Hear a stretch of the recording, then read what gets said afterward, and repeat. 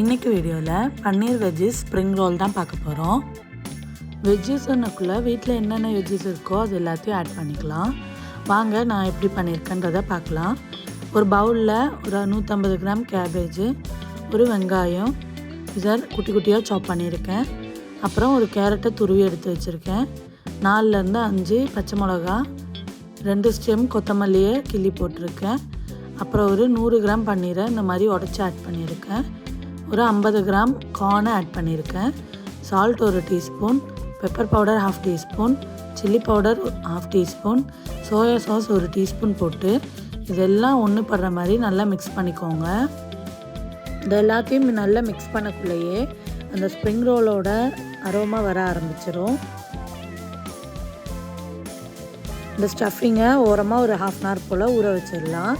இப்போ நம்ம மாவு பிசைஞ்சிக்கலாம்.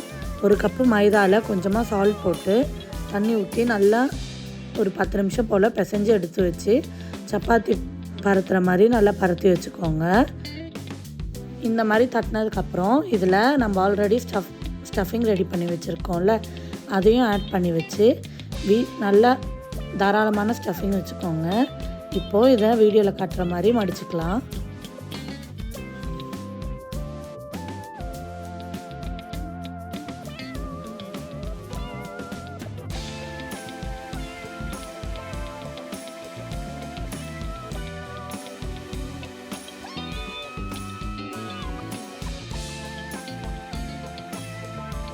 எண்டிங்கை சீல் பண்ணுறதுக்கு மைதா மாவில் பேஸ்ட் மாதிரி ரெடி பண்ணி வச்சுருக்கேன்.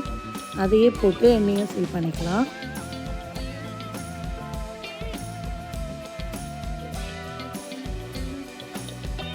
அவ்வளோதான், ஸ்ப்ரிங் ரோல் இந்த மாதிரி தான் நம்ம ஷேப் பண்ணுவோம். பேனில் பற்றுற மாதிரி 5லேருந்து 6 ஸ்ப்ரிங் ரோல் ஆனதுக்கப்புறம் இதை ஆயிலில் ஃப்ரை பண்ணி எடுக்கிறோம். ஆயிலில் ஃப்ரை பண்ணுறதுக்கு ஒரு ஸ்ப்ரிங் ரோலாக எடுத்து வச்சுக்கலாம். மீடியம் ஃப்ளேமில் வச்சுட்டு ரெண்டு சைடும் ஒரு 7 to 10 minutes போல் குக் ஆகிற மாதிரி பார்த்துக்கோங்க. ஆயில் கம்மியாக ஊற்றுற மாதிரி இருந்தால் 4 சைடும் திருப்பி போட்டுக்கோங்க. அப்போ தான் நல்லா குக் ஆகும். இப்போது 4 சைடும் திருப்பி போட்டு குக் பண்ணியாச்சு. ஸ்ப்ரிங் ரோலுக்கும் நம்ம மோமோஸ் சட்னி தான் ரெடி பண்ணுவோம். நான் இங்கே ரெடி பண்ணி வச்சுருக்கேன். இந்த அளவுக்கு கோல்டன் ப்ரௌன் ஆயிடுச்சுன்னா ஸ்ப்ரிங் ரோல் ரெடி ஆயிடுச்சுன்னு அர்த்தம். வாங்க கட் பண்ணி காட்டுறேன்.